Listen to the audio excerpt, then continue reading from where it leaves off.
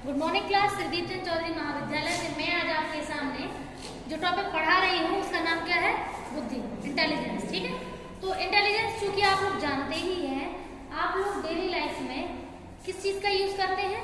Intelligence का, बुद्धि का। यानी कि जब हम लोग अपनी प्रॉब्लम की, डेली प्रॉब्लम की, जैसे मान के चलिए सुबह कॉलेज आना है नहीं आना है, ये आपने डिसाइड किया, किससे किया? बुद्धि से। क्या खाना है, क्या खाने का मन है, क्या नहीं है, वो भी बुद्धि से। ठीक है, क्या पहनना है, क्या आपकी चॉइस है, इंटरेस्ट आपका कौन बताता है? बुद्धि। ठीक है, तो चॉइस जरूर हम लेते हैं, लेकिन उसमें हेल्प कौन करता है? बुद्धि। डेली लाइफ में छोटी प्रॉब्लम है, बड़ी प्रॉब्लम है, अभी आप लोग बच्चे हैं, अभी आप लोगों को ज्यादा प्रॉब्लम नहीं होगी, अभी केवल आप लोग कॉलेज और अपनी स्टडी से रिलेटेड ही चीजें हैं। ठीक है, लेकिन जब आप लोग बड़े हो जाएंगे, हम लोगों की एज के, तब आप लोगों का सामने टास्क क्या होगा? जॉब करना, यानी कि कमाना। ठीक है, तो जब जॉब करने की बात आएगी तो आपको कौन सी जॉब करनी है, कौन सी नहीं करनी है, वो भी कौन डिसाइड करेगा?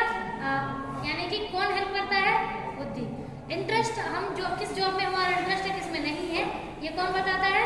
बुद्धि। ठीक है, और कैसे? जैसे मान के चलिए एक जॉब आपको मिल गई, आपने बहुत मेहनत करी, आपको एक जॉब मिल गई। ठीक है, तो अब आपने वो जॉब ले ली, लेकिन वैसे मान के चलिए जॉब में सैलरी बढ़ ही नहीं रही है।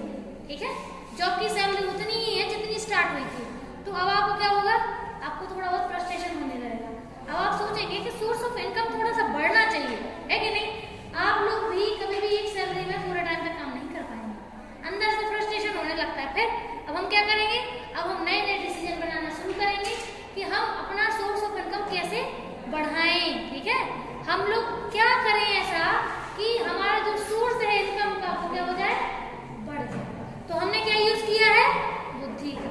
ठीक है, जब हम लोग, जैसे मान के चलिए आपका इंटरेस्ट ड्राइंग में है, आप लोगों ने एक मल्टीनेशनल कंपनी में ज्वाइन कर लिया है। ठीक है, लेकिन सैलरी ज्यादा नहीं लग रही है, छोटे शहर के हिसाब से ज्यादा नहीं रहता है। ठीक है, अब उस हिसाब से फिर आप अपना इंटरेस्ट देखने की कोशिश करेंगे कि हम पार्ट टाइम ऐसा क्या करें जिसमें हमें किसी और के अंडर में भी काम ना करना पड़े और अर्निंग भी हो जाए। तो ये सब कैसे सोचा? बुद्धि से।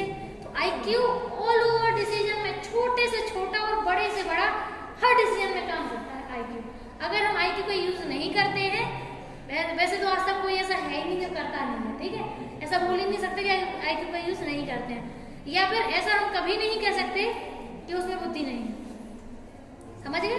जो चीज है वो कम होगी, ज्यादा होगी, मीडियम होगी, पॉइंट में होगी, लेकिन होगी।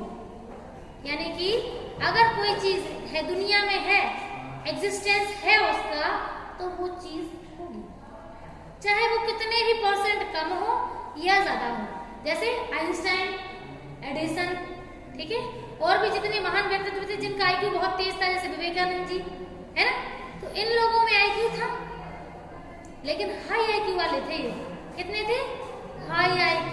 इन लोगों का IQ अगर हम लोग नंबर्स में काउंट करें तो 120 से ऊपर ही होगा। 120, 25, 30, 35 या 40, और हो सकता है 150 तक पहुंच जाए। अपन लोग किस IQ में आते हैं, किसी को पता है क्या? 90 से 110 के बीच में हमारा IQ कितना होता है? जो एवरेज लोग हैं, जो जैसे मान के चलिए अपने भारत की पॉपुलेशन कितनी है? 135 करोड़ है। ठीक है, तो 135 करोड़ के 75% लोग, 75% जो पर्सन है, उनका IQ किस में बैठता है? 90 से 110 के बीच में।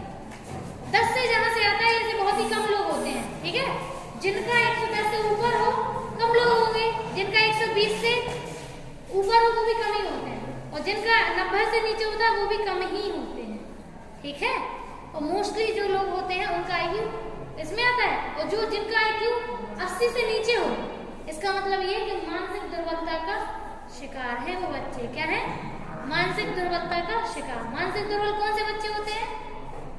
जो अपने डेली लाइफ के काम ढंग से नहीं कर पाते। मतलब आप लोग हैं, जैसे अपन लोग छोटे थे, ठीक है, अपन लोग जब बोलना शुरू कर रहे थे, तो जो अपन लोगों ने, जैसे मान के चलिए अपन लोगों ने शब्द, जो छोटे छोटे शब्द हैं, आ, बा, सा, दा, ऐसे, तो ये बोलना कब शुरू किया था? ये किया था हमने समथिंग 2-2.5 साल में। लड़कियां थोड़ी ज्यादा जल्दी सीख जाती हैं। लड़कों का डेवलपमेंट लड़कियों के डेवलपमेंट से 2 साल पीछे चलता है, इसीलिए शादी के लिए लड़कों को 2 साल बड़ा ढूंढा जाता है। भूलना मत कभी ये बात, ठीक है। 2 साल, जैसे मान के चलिए जो 4 साल की लड़की जो काम कर सकती है वही सेम काम 6 साल का बच्चा लड़का करता है, ठीक है। तो केवल यही पॉइंट है शादी में 2 साल बड़ा लड़का ढूंढना, और ऐसा होता ही नहीं है, ये फिक्स है बेटा, ये जेनेटिक असर है। हाँ, आप तो गूगल पे पढ़ सकते हैं, ठीक है। अब चूंकि जहाँ ऐसा मुद्दा फंस जाता है, वैसे छोटे शहरों में ही है ये चीजें, बड़े शहरों में खत्म हो चुकी है। जैसे अपने वो है क्रिकेटर सचिन तेंदुलकर, उनकी वाइफ कितने साल बड़ी है हमसे, आई थिंक कुछ साल बड़ी है हमसे। तो केवल यही फैक्टर है, और कोई ऐसा रीति रिवाज नहीं है। वो तो रीति रिवाज से इसलिए जोड़ दिया गया ताकि हम लोग स्ट्रिक्टली फॉलो करें, क्योंकि वो मैच्योरिटी वाली जो चीज है वो वहाँ बैलेंस नहीं हो पाएगी। मान लो लड़की है 22 साल की, 26 साल की, लड़का है ऑलरेडी 24 या 23 साल का है, तो अब यहाँ शादी की जो बात हुई तो ऑलरेडी 2 साल तो पीछे चलता ही है, तो 3 साल और पीछे है, मतलब 5 साल। अब 5 साल का गैप लड़का बैलेंस नहीं कर पाएगा, समझ गए, ये प्रॉब्लम है, ठीक है। तो ये है, तो बुद्धि जो है मोस्टली जो जिन लोगों की IQ 70 से कम होती है, 70 तो एक लास्ट पीक है, अगर 70 से कम हुई तो पर्सन जो मानसिक रूप से दुर्बल होता ही है। आप लोगों ने तारे जमीन पे मूवी सभी ने देखी है, ईशान को देखा ही होगा। ईशान क्या होता है, मानसिक दुर्बलता का शिकार, समझ गए। उसको मैथ्स में प्रॉब्लम होती है, उसको इंग्लिश के B और D लेटर में प्रॉब्लम होती है ना। तो ऐसा क्यों होता है, क्योंकि उसका IQ जो है लो है। क्या है, IQ लो है। उसका IQ अगर नंबर्स में काउंट किया जाए तो 70 से नीचे है। कहाँ से नीचे है, 70 से नीचे है IQ, ठीक है। तो ये प्रॉब्लम मेन है, ठीक है। अब इसको अगर ठीक करना हो तो उनकी लर्निंग करानी पड़ती है। जैसे हमने आपको बोला था ना कि मान के चलो अगर 6 साल का बच्चा है तो वो 4 साल के बच्चे के बराबर भी काम नहीं कर पा रहा है, 3 साल के बच्चे के बराबर काम वो कर पा रहा है। इसका मतलब उसकी मानसिक आयु क्या है, 3।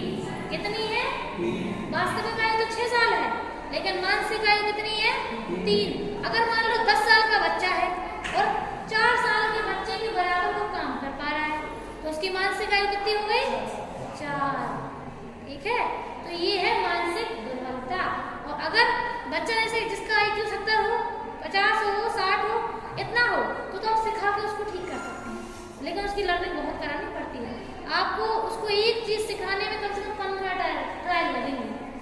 15 ट्रायल के बाद बच्चा सीख पाएगा, और अगर भूल गया तो गारंटी भी इसकी नहीं। और जिसका IQ जितना और कम होता है, जैसे मान लो किसी का 30 है, तो उनको तो सिखाना नामुमकिन है, समझ गए। उनका तो बस पालन पोषण आपको ही करना है, भले ही वो 22 साल के हो जाए, 20 के हो जाए, उनका खिलाना पिलाना, मलमूत्र त्याग करवाना, हर चीज में आपको ये सब कुछ रखना पड़ेगा। बहुत मतलब दयनीय स्थिति होती है उनकी, है ना। तो ये है IQ, ये IQ चार्ट बता दिया हमने, ठीक है। अपन आते हैं 90 से 110। कुछ लोगों का 90 से थोड़ा कम भी होता है, 75 या 80 हो सकता है, तो वो तो ठीक है। लेकिन अगर अपन लोग बात कर रहे हैं 70 से नीचे की, 70 में अपन लोग नहीं आते हैं। 70 में मानसिक दुर्बलता वाले बच्चे आते हैं, उनको तो आप चेहरे से पहचान जाओगे। उनको पता नहीं फेस जो है, कान बड़े बड़े होते हैं, नाक बड़ी होती है, होंठ बड़े होते हैं, उनका फेस स्ट्रक्चर ही, उनकी आई साइड जो होती है ना अपन जैसी नॉर्मल ही होती है, उनकी आई साइड जो है वो मतलब अलग ही होता है। देख के ही आप समझ जाओगे कि इसको कोई ना कोई प्रॉब्लम है, ठीक है। तो ये हो गया आपका intelligence, common introduction of intelligence, ठीक है। ये है, खड़ा कर दें आपको यहीं पे, बस तो शांत रहना, नहीं तो सच में कर देंगे, ठीक है। अब ये डेफिनेशन है, ये आप लोगों को अपने हिसाब से करनी है। सभी लोगों ने नोट्स बनाई है, टर्मन की है, स्टर्न की है, वेस्लर की है, फ्रॉइड की और गैरेट की है। सबसे अच्छी डेफिनेशन वेस्लर की है। उन्होंने एक शब्द में डिफाइन किया था